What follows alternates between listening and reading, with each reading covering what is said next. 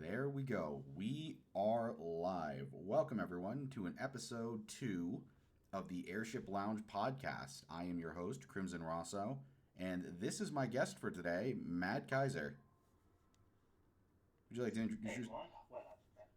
Yeah, sorry. No, it's my apologies. I'm still kind of new to this. No worries. Introduce yourself to everyone. Take two. Yeah. Hey everyone, what up? Matt Kaiser here.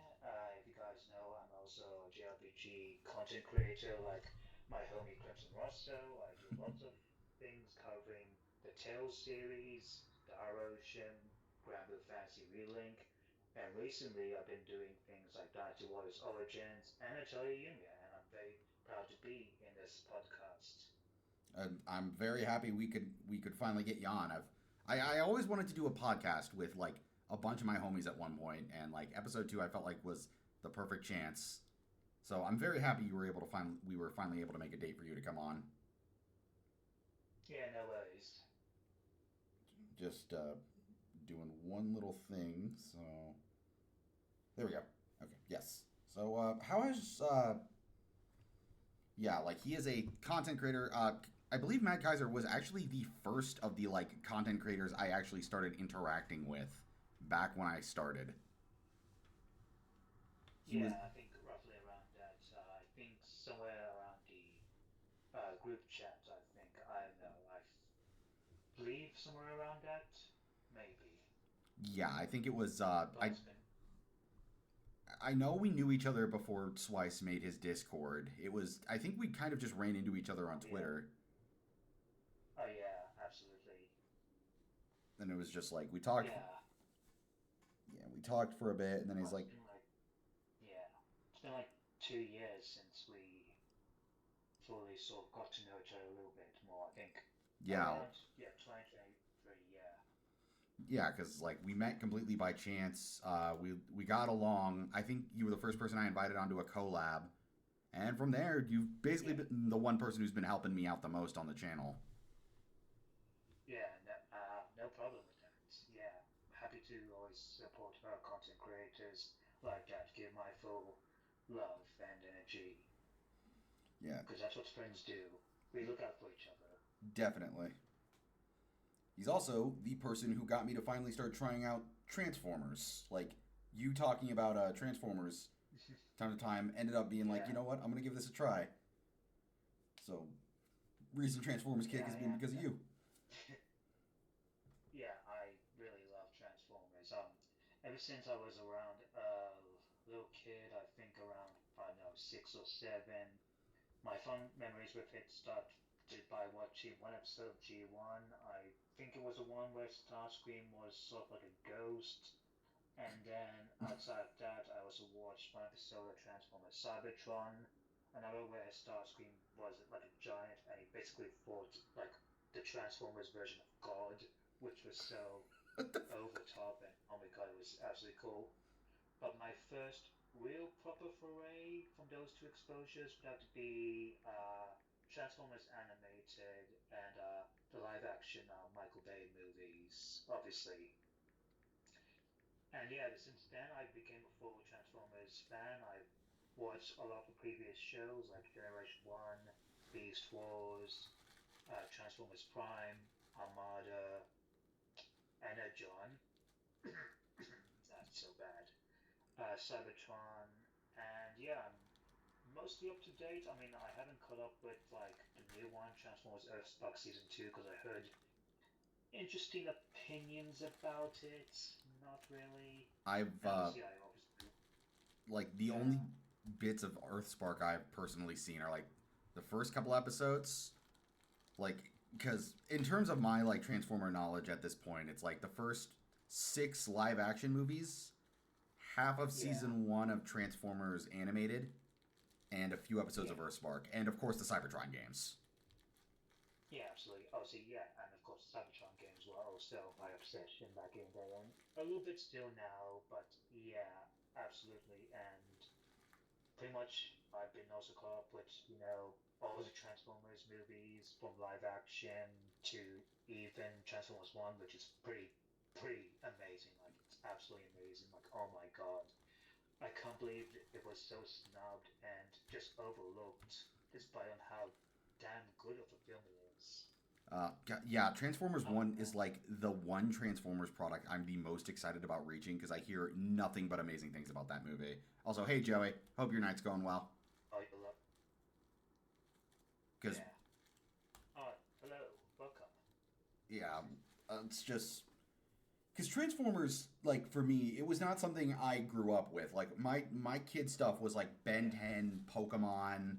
Like, I was very much a Cartoon Network guy. But weirdly enough, giant robots just never really seemed to drag me into any sort of interest as a child. yeah.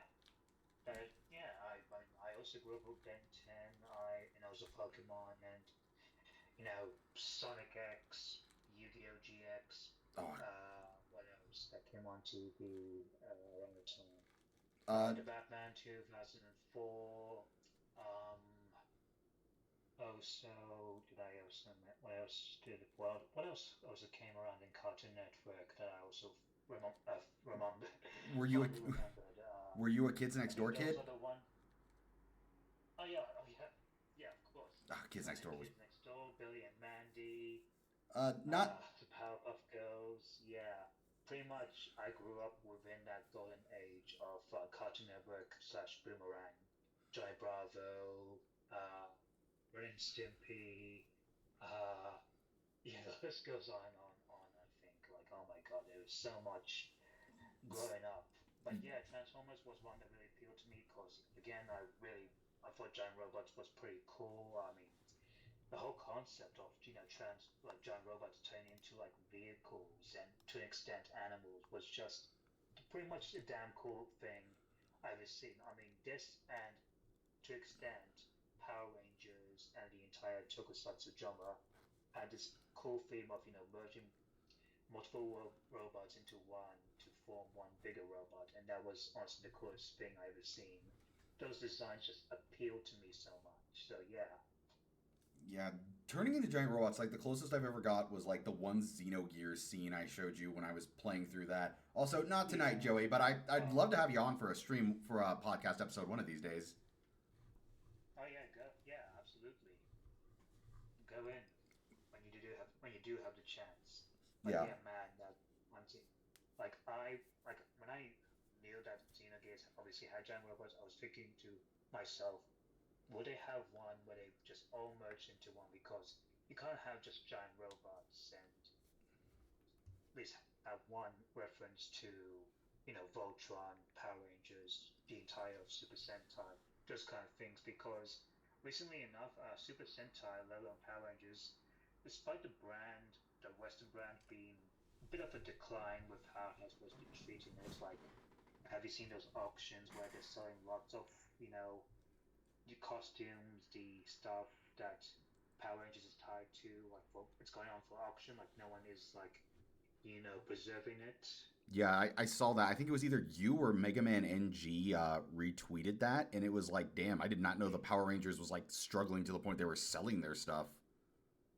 Yeah, like yeah, I was very shocked by that. Like I didn't think that they would go up to that level. I thought like because Power Rangers had a bit of a rough spot with acquisitions. Like there's been time and times where one time will be acquired by one company and the other time will be acquired by another. Like there's points where you think, oh, this will be the end, but at the same time it wouldn't. But yeah, overall that is a bit of a worry. But let's hopefully it does get acquired and preserved in some spot. I mean, cause initially it used to be from Saban with Fox, and then moved on to Disney, then Nickelodeon, and now obviously Hasbro. But yeah, that's been rough. But moving to the side, when I mentioned Super Sentai and of course the anime, you obviously know that there's one with sort of like a Go-Go Loser Power Rangers thing, Well, and the other one was the new Red Ranger in an isekai setting, which was not gonna lie, that caught my interest with I, on how much over the top and insane that is. I uh, haven't watched it, of course, but I've seen clips of it. But and I was like, wow, that's absolutely amazing. funnily enough, me and G Guy were talking about that Ranger anime in another world, and he put me on it because we're gonna Yeah. start doing some watch parties because we wanted to do something since Dan to Dan was done for a while. So he pitched the idea of turning that into our watch party. So I'm trying to watch the first 3 episodes, and it's really goofy because this is my first introduction to any like Sentai stuff. Yeah. And just the whole trope of like every time he does a power move, everything just explodes. He screams a Oh whole yeah, the lot. explosion. Yeah. Oh yeah. Has G-Guy mentioned that Power Rangers actually did a reference to the explosions where I think it's Power Rangers RPM where one of the Rangers, Ziggy the Green Ranger, says, "Every time I morph, I can't notice that there's a huge explosion coming out of the background when I morph." He actually Has hasn't. he mentioned that? He sadly hasn't. Like he's the one who's been he has been kind of encouraging me to get into more Power Ranger stuff because again, I'm thinking Yeah. it's either going to be that or Teenage Mutant Ninja Turtles once I finish the Transformers stuff. Ooh, those two are pretty damn good. Because I like Yeah, I would. I've seen some Yeah, oh my TMNT God, I stuff. forgot. I grew up with I grew up with TMNT as well. The 2003 version by 4 Kids. I forgot about that. Oh my God, Yeah, I've was seen another some episodes core of my childhood. of the 2003 one, but the one I've watched like front to back, the only one in fact is 2018's version. Is that Rise of the Yeah, that's TMNT? Rise of the TMNT. That's the like fully 2D like super well animated one. Yeah, I haven't seen that. I jumped out of it after finishing 2012 or 2012, and to be honest, I wasn't into on how the characters were designed, but the game that's pretty much underrated and has really good animation, and also Ben Schwartz voices Leo, which is absolutely amazing. I might give it one day a second chance. I mean, I did watch. Was it last? No, was no 2 years ago. TMNT Mutant Mayhem, and that was a pretty fun movie. All things considered, I had a lot of good time with that movie. I've heard very mixed opinions of that movie. I definitely want to watch it, but I've always heard a very split down the middle feeling towards it. Yeah, I do. Yeah, it is, but I think it is split in terms of how some of the things are written, like the way the turtles are portrayed, but at the same time, the animation's also pretty good.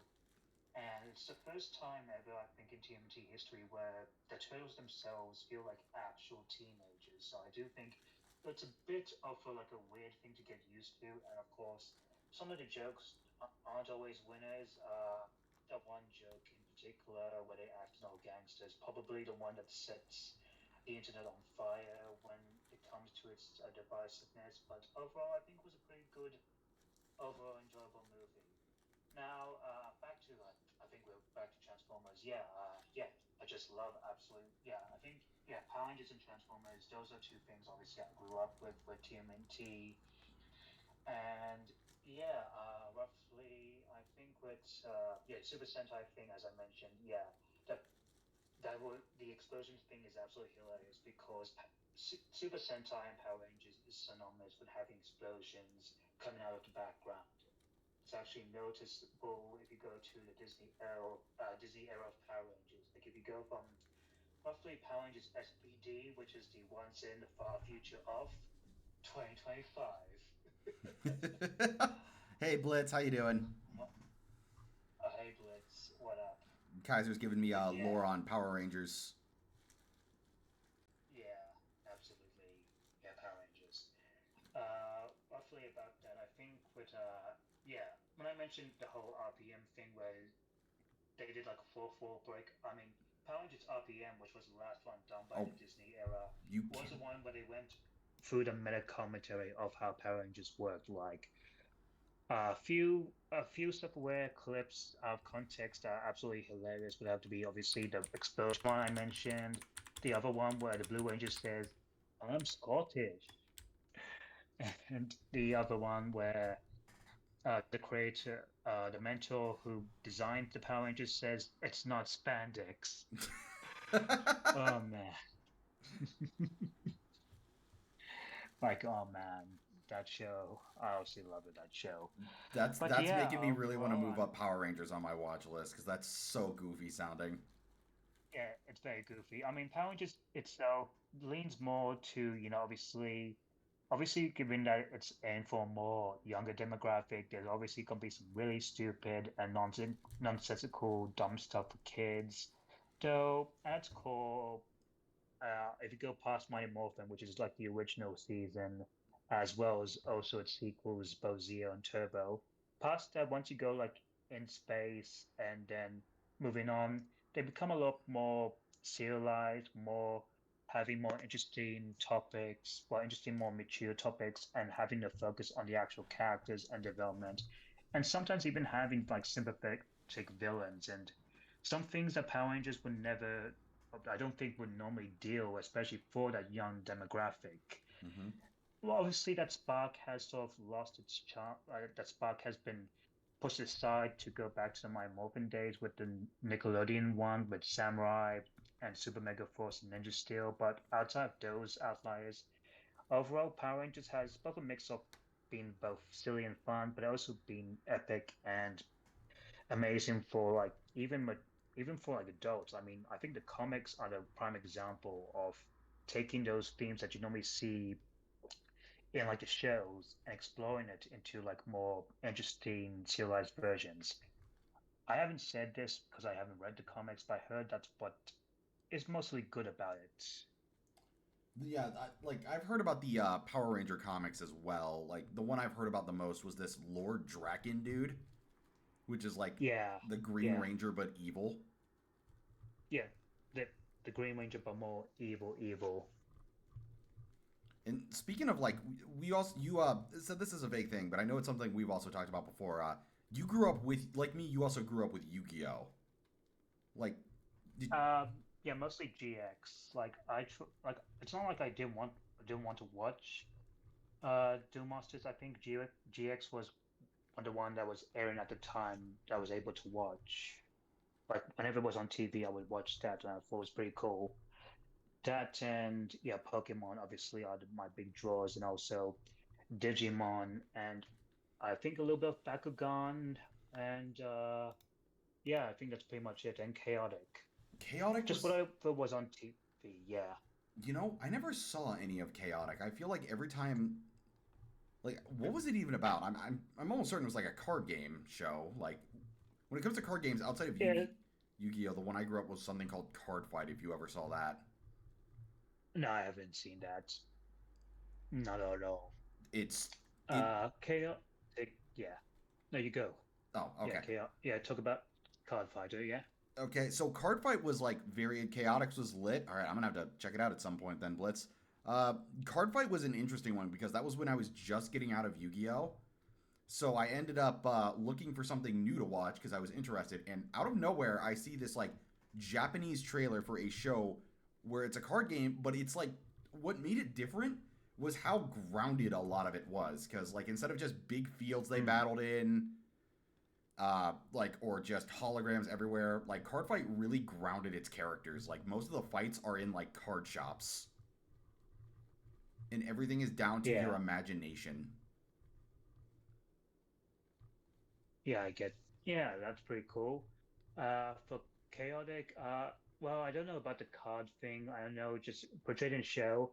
It's where people go around this tournaments or and get to, pick a battlefield and choose whatever monster they want to be as. Like they fight as the monsters they pose as. That's what the nature of the show is. Though there's a bit of civilization where they go to the virtual realm of the monsters where they inhabit in like form bards, like form alliances, that kind of thing. I only watched like I only watched aspects of the first season where before it had like a radical animation style, and like I think its second season where the characters look severely different, like the animation style is different.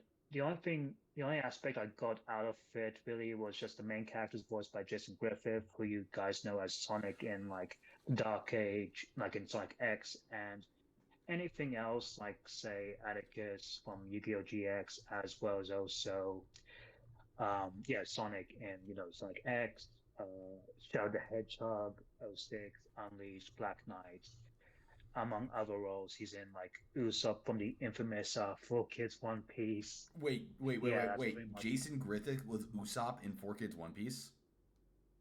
Yeah, That's yeah, it was.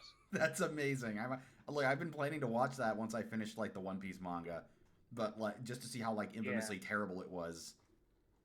But I did not know yeah, Sonic the Hedgehog was Usopp. yeah. Pretty much lots of 4Kids VAs you probably know that are in like from Sonic are also in like One Piece and every other 4Kids production. Actually, even yeah, I even also grew up with the infamous Four Kids One Piece, and at the time I was invested, even though I know obviously it had its issues that I didn't pick up as a kid because obviously, don't know what's like being censored or whatnot, like you're more into the stories and whatnot, that kind of thing. Also, the rap was pretty cool, I'm not gonna lie. Like, The if One there's one Piece, thing that, the one yeah, the One that One Piece Piece rap was rap, great. Like, yeah, top tier, goated. But yeah, I do actually have a little bit of nostalgia for it, which is why when I watched live action of it, yeah, whenever it came out, I got the reason why I initially loved One Piece to begin with. I'm trying to get back to One Piece, obviously, because I know that there's like 1,000 episodes like to go through, and I did mention that some of my nephews were into One Piece. Like they even came around to my house to watch like One Piece, like obviously the Funimation version, obviously, the one that's, uncut and, has the Funimation VAs. Some of them you see in like Dragon Ball Z and Fairy Tail, obviously, which caught me by interest, really. They were just, watching after when the gang just escape from Buggy, they go to where they meet Usopp and meet Kuro and Kaya. And yeah, it got me, I watched it alongside with them, and yeah, I found a reason why I enjoyed One Piece. I was also surprised with the live action when I noticed the differences, that there was severe differences between that arc and the one in the actual anime.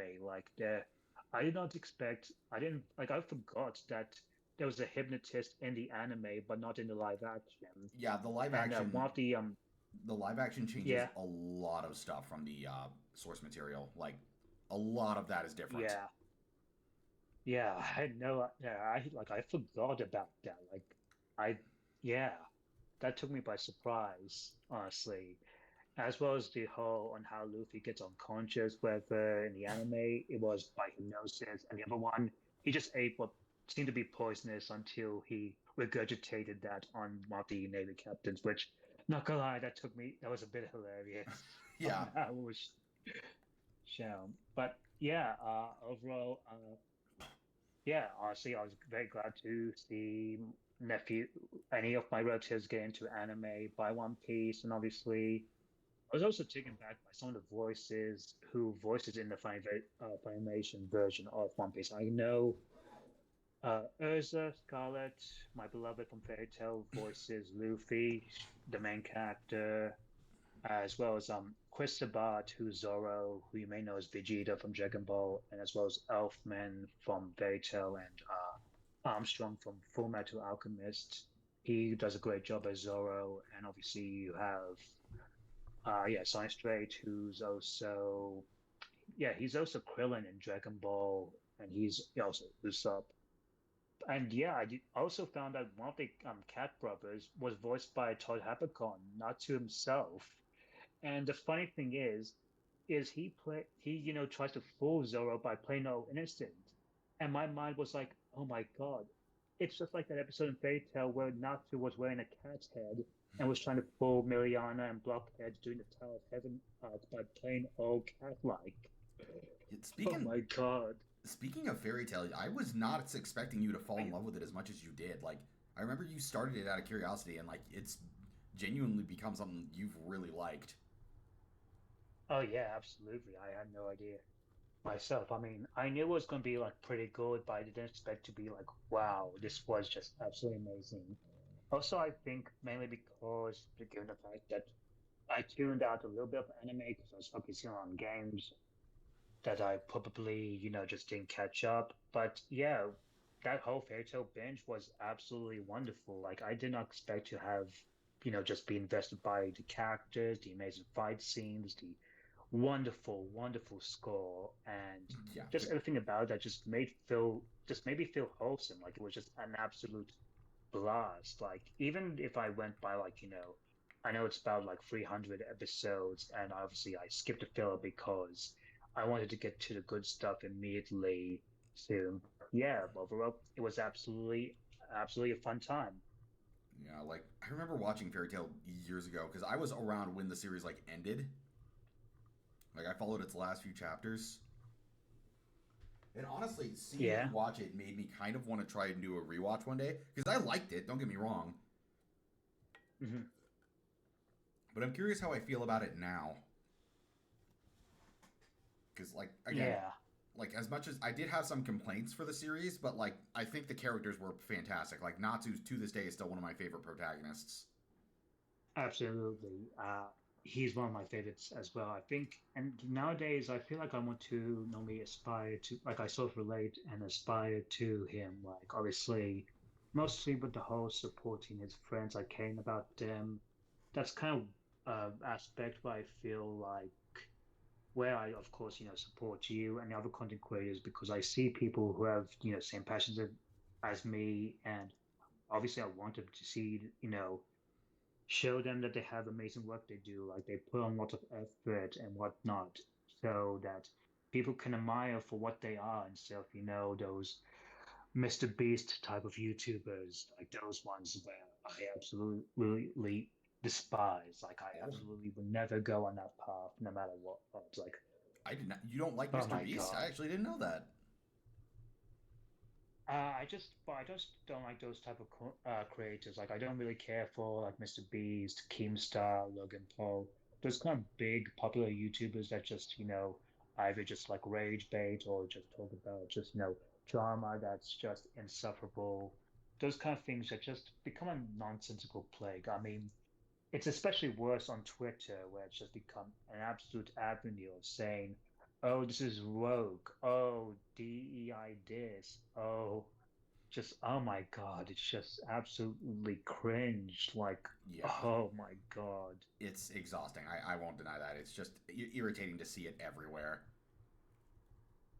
Yeah. But yeah, overall, yeah, Fairy Tail was an absolute blast.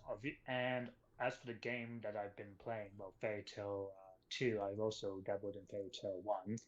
For what they are, from my experience, well, I'm not going to give too much away because I'm reviewing them. I mean, I'm writing down the script for it and making sure I get, the right B-roll footage, music, that kind of thing. Mm-hmm. For what they are, from my experience, they're decent-ish. They're fun for what they are, but obviously they're a bit undercooked, in my opinion. I think obviously they were given like a budget.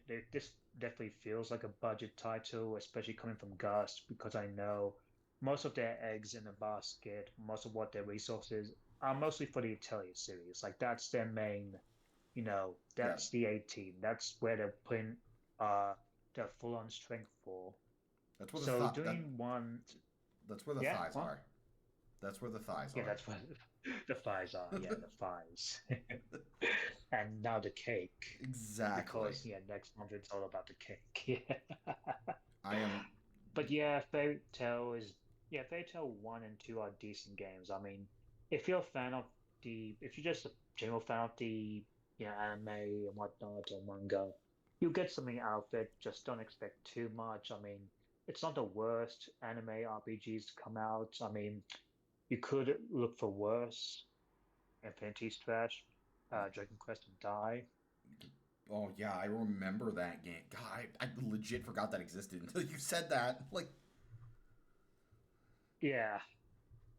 Oh man.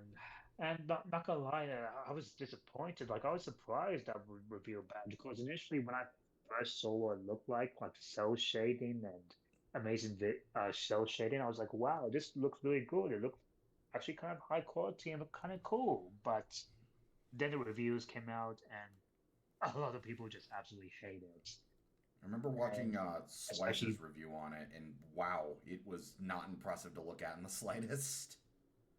yeah, those slide those slideshows with stills from the anime, like oh my God, That's so damn lazy. That's Like, like a level even of. Fairy Tail that's infamous for having just sometimes screenshots or visual novel like cutscenes, mainly from the second one that are sort of like the skits.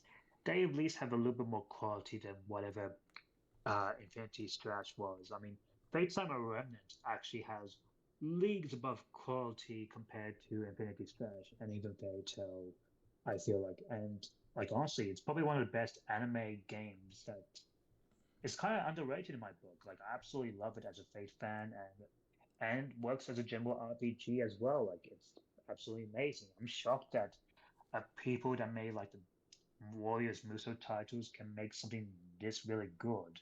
Yeah, I still need to find some time to try out Samurai Remnant. Yeah, yeah, it's really good. Like, yeah, Like, you should want when you have the chance. Like, it's an absolutely, it's a definitely a slept-on gem in my book. like Absolutely amazing. I know this year is the year I'm finally going to start tackling. I'm going to tackle Relink and the Arise DLC at some point because definitely want to go through those.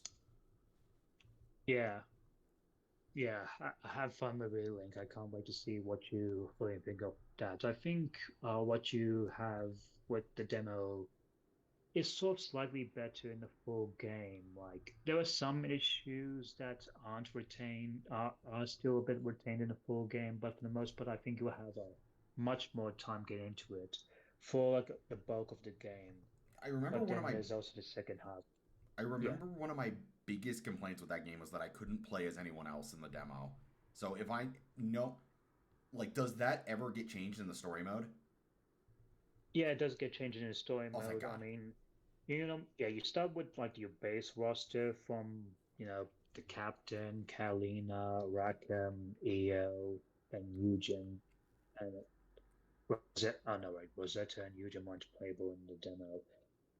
Yeah, you start with like those four, and then around like the more you progress, you're able to recruit new characters to join you, and they also come from like the multiplayer demo side of things. Like you have Namaya, my beloved, as well as Zeta, uh, Ganagoza, Vasaraga, I'd say Charlotta, etc. Like you actually have a choice of who you want to recruit first. Once you get the option, and they'll become your Prime member for story mode. Yeah, Yeah, because that was just like that was my one gripe, one major thing was because I loved how it played. Don't get me wrong, getting to play as Graham, I believe that's his name is, was yeah, fun. But like, yeah, man, if that was it for like 20 hours, I was legit not interested. yeah. I mean, to be fair, Gran does play decently. I mean, I mean, his kit does get better the more you level up. Like, there's like a skill tree and different skills you can acquire, as well as buffing his weapon. So you will have like various amounts of customization to like on how you want to build your characters, on how you want them to be like, whether they are DPS eater, DPS tanks, or just ones that can, shred down lots of enemies with relative ease, those kind of things. Yeah, the RPG elements in Grand Blue Fantasy Relink is just mahoos. Yeah, that's got me interested because I'm thinking that it might be the game I pick up after I finish Fantasian because I've got like maybe a couple hours left on that. Hmm. And like it would be fun to play an action RPG after a turn-based one. Because I've been Yeah, yeah, that that's a good call, I would say. And also, yeah, Granblue Fantasy Relink story is well, the first section said pretty. It's pretty much a breeze, really. Like you can get to around, like say, 12 to 20 hours, like in the initial first run, oh, so like it's the a initial first act to say like there's two acts actually I should say like there's one act where it's all like a breezy fun entertaining campaign while the second half is mostly just more quest based and has one epic final boss which I won't spoil but it doesn't it's one of those JRPGs in recent that doesn't entirely waste your time you you just go through the motions relatively fine, and that's all to it. You're just in for the ride. so it's kind of like Star Ocean. It's a very straightforward shot to the end. Yeah, mostly. I think maybe the earlier Star Ocean games, the newer ones are probably not. Not counting like the second story R remake, but more like the modern, like Divine Force, Last Hope, Yeah, I definitely whatever gotta, I Star definitely Ocean gotta find 5 time to is. check out the rest of Star Ocean because I loved two and I liked Hmm. six. Yeah, and yeah, I still need to finish. I need to get back to Star Ocean 3. I mean, I played one, I played two, played six and four. Just three and five I need to get, and three I'm just struggling a little bit with on how janky it is. Like it's probably one of the most jank PS2 games I've played. Like as RPGs go around that era, it's probably the most jankiest one. I Like remember, I think the story itself is intriguing, and no, I have not got to the infamous plot twist that everyone hates. I re- But as for gameplay wise, I'm not entirely feeling it, honestly. And as for Star Ocean 5, I mean, I know it's terrible. I know everyone hates that game the most. Like, so yeah, I'm not looking forward to that, but I'm going to have to endure how bad it is and how much of a downgrade it is compared to Star Ocean 4 and 6. five is interesting because, like, again, my knowledge of Star Ocean is either through you, Bex, and like whatever I hear online. So it's always been fascinating to hear how like three through five of those games are like the very divisive ones. Yep, very divisive. Like I know everyone loves one and two. People Yeah, like six, and then three and five is like a fucking roller coaster of quality for people. yeah. Like the quality just varies from those games.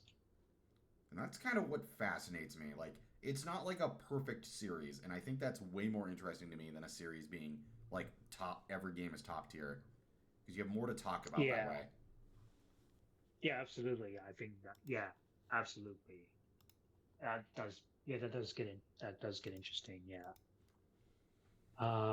Yeah, but yeah, I will one day go back to Star Ocean 3 and 5. Currently, well, obviously, as for what I'm currently playing, for those of you who know, I'm currently playing Dynasty Warriors Origins. I'm actually sort of near to the first quote unquote route of the game. I'm just having a blast. Like, it's one of the best Warriors Muso titles to come out. Like, I don't say this because I know the genre itself is an acquired taste, but when it comes to quality, especially Origins, is absolutely phenomenal. Like I did not expect it to be that good, but it is really that good. Like it's just a godsend of how much it's improvement over, like say, the last few Dynasty Warriors games, were just they were fine, but they weren't really great as much as the PS2 era, which was what may consider to be the peak of the series, peak in the Warriors games. But yeah, Origins is an absolute fantastic title, and if you're new to Dynasty Warriors, you can get in. The combat itself is amazing. There's also a demo available, which you can. I mean, it's an absolutely fun time. Like I know it's a bit of expensive, and there's also uh, divisiveness about how you can control maybe one character, but you do have like various types of weapons to play around, and you have multiple ways of customizing his build, and you do get to have a chance to play as the legacy officers, as well as listen to some banger soundtracks. Like, oh my god, the soundtrack in Origins is so damn good. And I'm just amazed on how well it runs. Like, I'm running it on the PS5, and despite on having like thousands of enemies. Like this is probably the Warriors title that has like the most millions amount of enemies on screen at once and doesn't drop the frame rate at all. It runs really smooth on a good 60 FPS. Wow, And I don't that's even have a PS5 Pro. Like this is base PS5. That's really impressive, but even by Koei Tecmo standards. I I didn't know it ran that well, honestly. Like maybe because I'm not like super into the Dynasty Warriors franchise. Like the most I've done of Dynasty Warriors is the spin-off games, like Hyrule Yeah, Warriors, Persona Strikers. That was usually my stuff Fire Emblem Warriors. Yeah, because I'm a dumb idiot and I need my fucking recognizable characters in there for me to care. yeah, absolutely. Like, I'm not gonna care when I see like a Chinese general on there, but you put Link in there and you get my $60. Yeah, that is true. Yeah. Obviously, yeah. If you have a popular character you recognize, you immediately will get it no matter what. Yeah, absolutely. Now, and yeah, once I do that, if I do have time on my, if I have a little bit more time before I tell you, Yumiya does come out. I do plan to get into the Ninja Gaiden series. Like I got Ninja Gaiden 1 Black on my Xbox. I got for a very good discount, and also got Ninja Gaiden 2 Black on my PS5. And I'm just all I need to really get is just Ninja Gaiden 3 Razor's Edge, but that'll have to be via the Master Collection because getting the original, well, getting 3 Razor's Edge from the 360 is obviously you can't get it digitally, and finding a physical copy is just very hard. So definitely gonna have to get the Master Collection just for 3 Razor's Edge. I'm But actually yeah, after that, looking forward to playing Ninja Gaiden to see what the fuss is all about. Because I do miss me some good character action games I'm once actually in time. I'm actually playing through the first one right now because Yeah, four looked awesome and it's fun. Its camera is one of the worst yeah, fucking things I've ever had to deal with in my life, and but God, is it one of the most fun I've some of the most fun I've had with an action game in a while. yeah, yeah. I can't wait for that, especially coming from Team Ninja and seeing on how it compares. Given the fact that Team Ninja is mostly nowadays known for like the Neo Souls like, so I'm interested to see on how they do on how they were before, they did the whole Souls like thing, on how they did it like a character action game. Like, and yeah, 4 looks absolutely hype. I was so ecstatic to see that game got revealed. Like, between that and Expedition 33, which was also at the same showcase as well as Ninja Gaiden 2 Black, those were my massive takeaways. Like, oh my god. Yeah, like Ninja Gaiden in But general has always been a series I found interesting, and to see it finally back, like that's one thing I'm very happy yeah, about. It's like it's not like just a remake; it's like a full-on new entry. yeah. And funny enough, like we pretty much are getting like in total 3 Ninja Gaiden games. Well, we got 3 Ninja Gaiden games this year. Obviously, we had 2 Black, the remake, and we're also getting Ninja Gaiden 4. But we're also getting Ninja Gaiden Range Bound, which is like a brand new 2D game that is like harkens back to the NES games. And I think it's being done by the same people that did TMT Shredder's Revenge. You know, that's a game I still haven't really played much of. I remember playing a couple levels with my friends and really liking it. Maybe I'll have to see about getting it on Steam. Hmm. So yeah, that's what pretty much my current thing I'm doing is. As for other plans, regarding like anime reviews, like I'm actually doing one for Eden Zero. Like I'm currently right, I finished down the scripts. I just need to get the footage and you know do my editing trickery because obviously to prevent the draconian copyright system like I did with Fairy Tail. But yeah, overall, look forward to that when it does come sometime soon. And yeah, that's currently what I have in the mindset. There are some other plans I'm planning to reveal relatively soon, but I'll save that for later. But what about you, Crimson? What if outside of Ninja Gaiden and obviously revealing, Kingdom Hearts 3 and Fantasian, what have you been up to?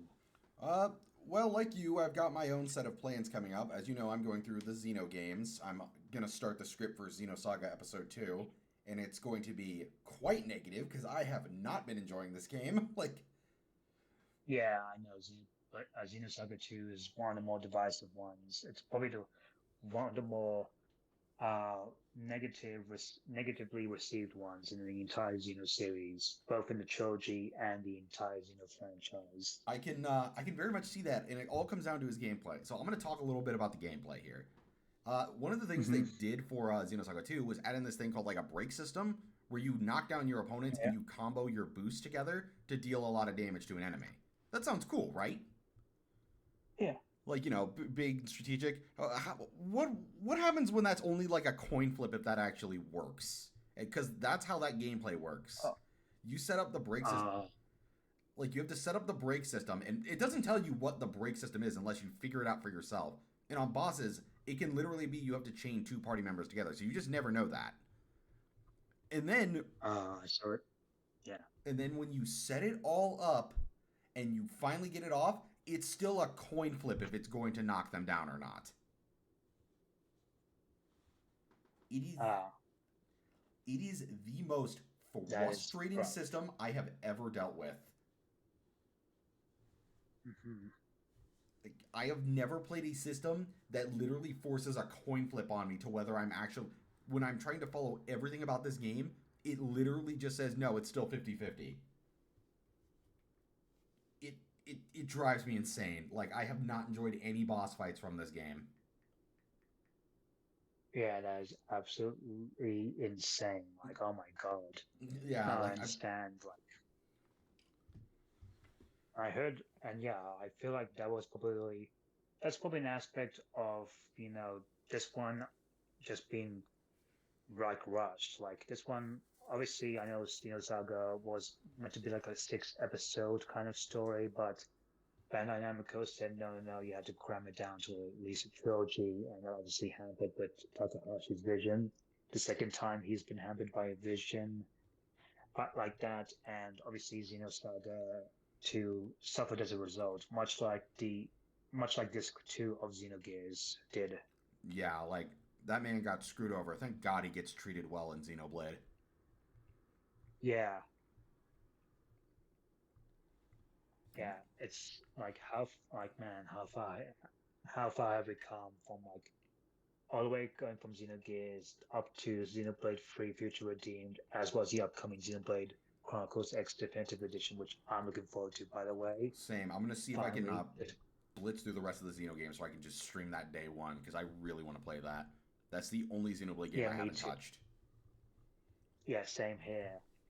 I'm like, that's the only thing I want to. That's the only thing I really want to play.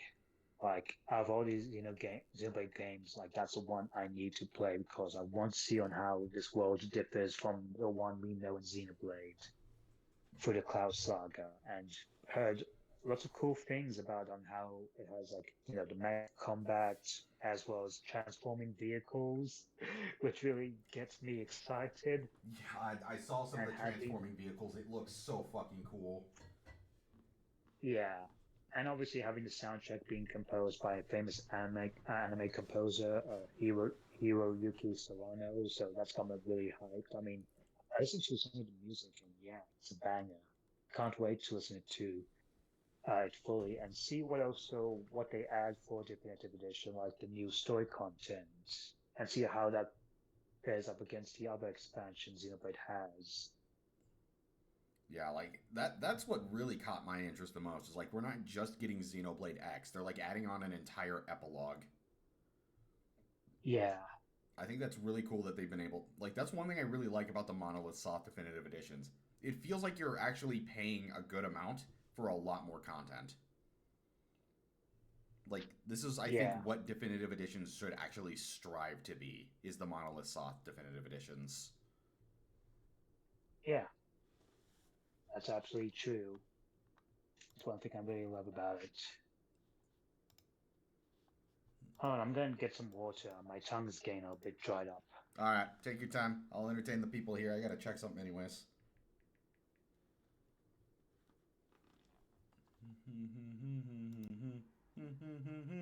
So how is everyone in the chat doing tonight?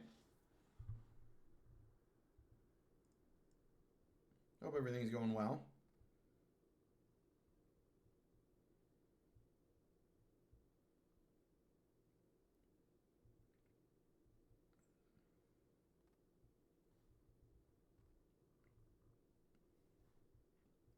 Just been enjoying water.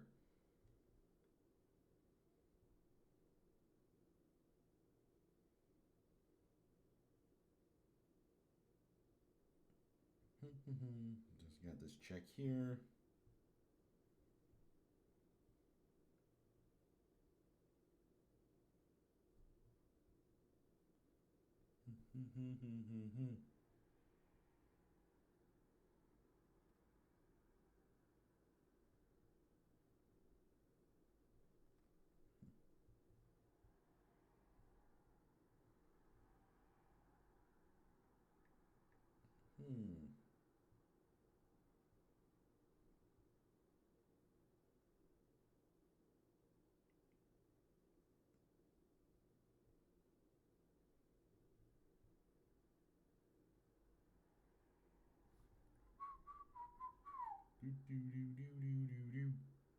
All right, water being replenished. Fantastic. How is that water? Pretty good. Good to hear. What else? So, yeah, we were talking about it earlier, by the way, but like Altair Yumiya is coming out soon, Mm-hmm. which is very exciting. Like, because this is, I think, the first time. Well, I was around for like Rise of 3, but I think this is the first time you were like around for a like Altair storyline, right? Yeah, like pretty much. Well, I was pretty much new to it, obviously, with the whole Mary remake kind of thing. Ever since, I got that code, reviewed it, and now I'm a partner for them. Yeah, Yeah, that's kind of insane. Like, also, again, like I've said it before, but very much congrats on that. thanks. Yeah, like you and I are. Yeah, it's moving up, I would say. Yeah, congrats. Very much interested to see what this new Altair game does, because, like, again, like I loved Rise Up. I'm very curious to see what this franchise is going to throw at me next. And Yeah, Mary looks insanely good, like just from a visual standpoint. yeah, it's like very cute, like very adorable. Oh, sorry, I said married. I meant Yumiya. Whoops. Like, You, yeah, it does yeah, look like really good. it makes me very interested because I know it seems like to be more action oriented. So I'm wondering if it's like the full on action RPG now. Yeah, I wonder if it's like that or even lifted, like, say, a little bit aspects of Fairy Tail 2, because that game is more of like an action, like, it's more like an ATB system, similar to Final Fantasy of old, where you have to, like, you have to wait until it's your turn to attack, like, we have like a meter to charge, attack, that kind of thing. Mm-hmm. It could be, more action based than that. Yeah, I'm looking forward to seeing how it goes out. I'm actually more interested in like the story because it's meant to be more of a mature and more deeper focus on like this whole mystery kind of thing. Yeah, like I did hear that it was going to be a bit more mature this time around, and that's got me interested because like Ryza had some like character moments that were a little like mature, but it was never like a super serious story. So having a more like mature story for an Altair game seems very entertaining. Yeah, and I do think it will still have like some of its more cozy elements that the series is known for. Like obviously there'll be like downtime with your friends and also being able to craft systems and even build things like make your own building and ride a motorcycle. Yeah, like motorcycle, freaking alchemy on motorcycles is gonna be it's gonna be a game changer. Yeah, What else? What? absolutely is. Hmm? Yeah, I'm looking forward to it. Was it? And also my other thing I'm looking forward to, Expedition 33.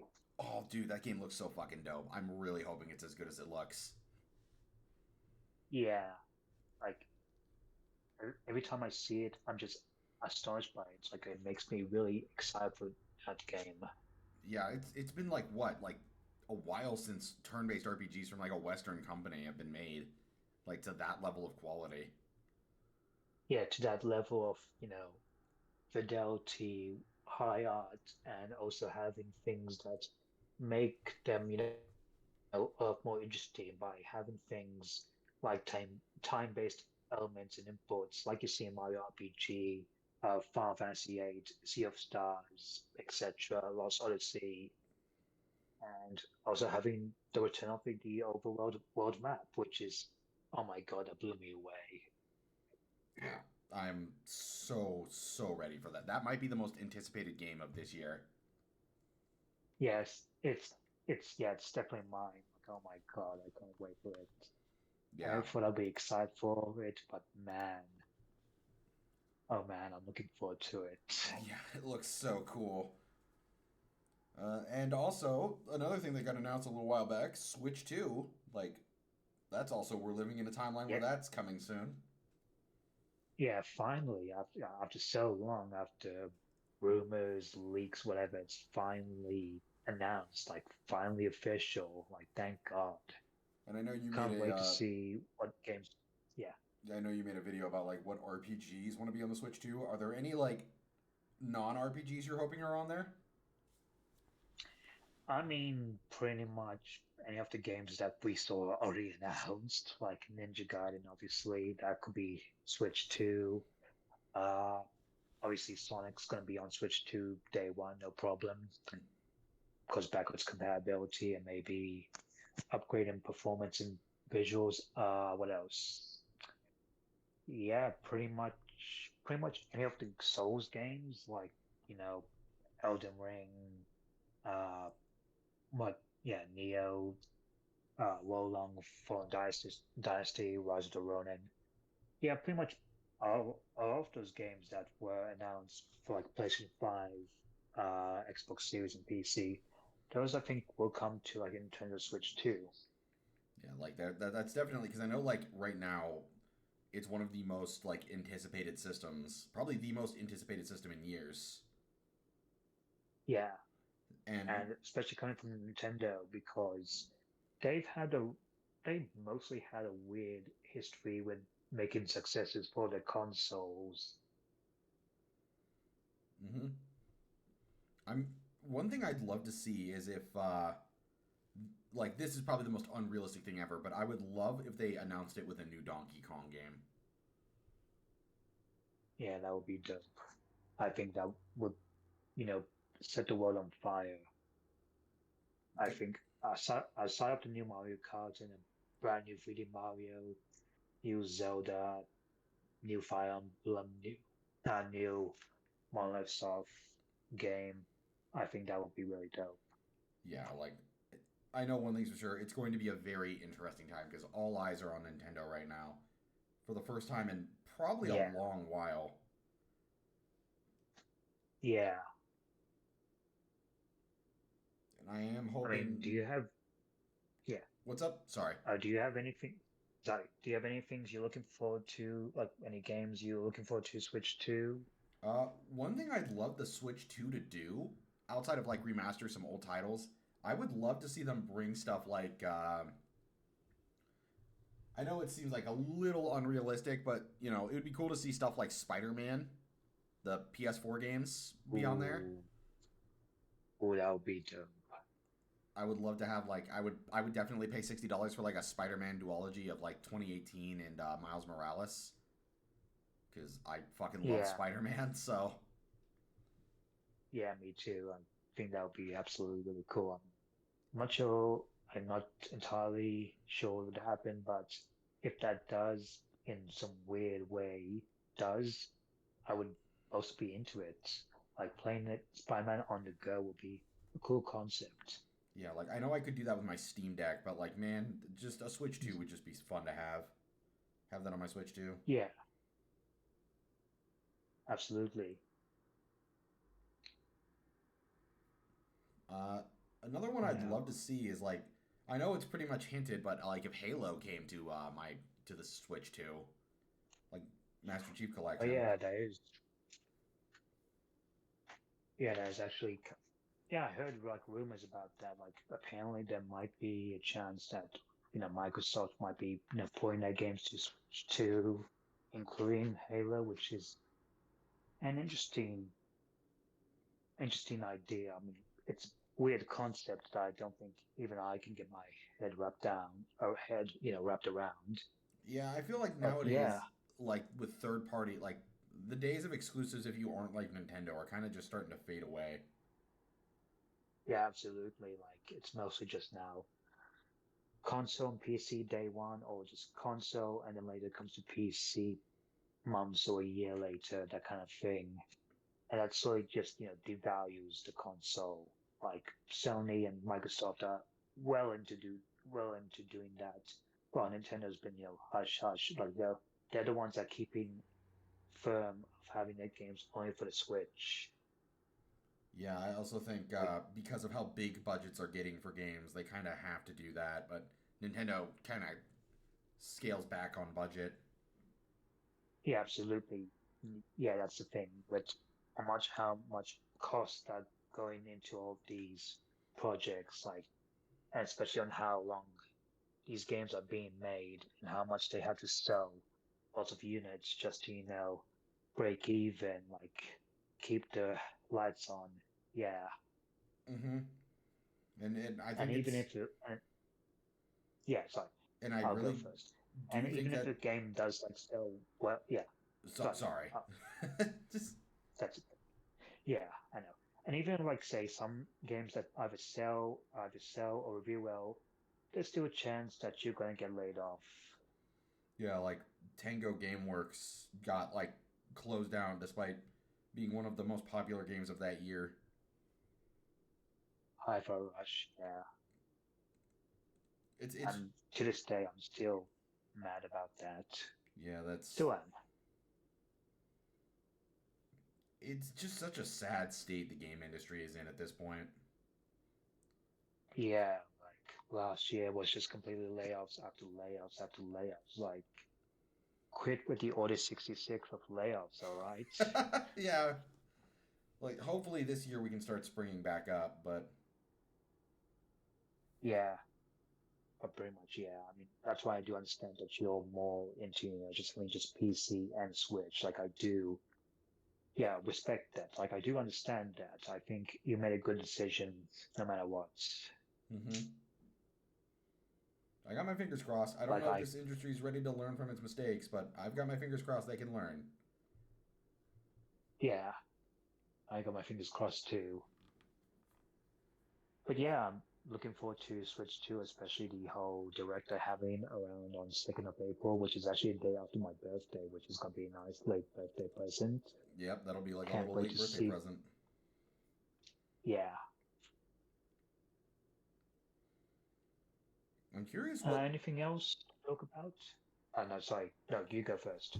No, I was just gonna add on to that at the end of just like I wonder what else they're gonna drop. But in reality, I actually don't have a whole lot more to talk about. Yeah. Let's anything. No, I'm pretty much spent. I talked about everything I wanted to talk about with you. Yeah, I feel pretty much spent as well. Anyway, I think, shall we, wrap it up? Yep. Do you have any final things you want to say? Nothing much, just it was, nice talk and whatnot. It was a blast. I'll have to get you on again one of these days. Uh, Thank you all so much for watching another episode of the Airship Podcast. This has been a lot of fun to do. Airship Lounge Podcast. I need to get the full name branding right.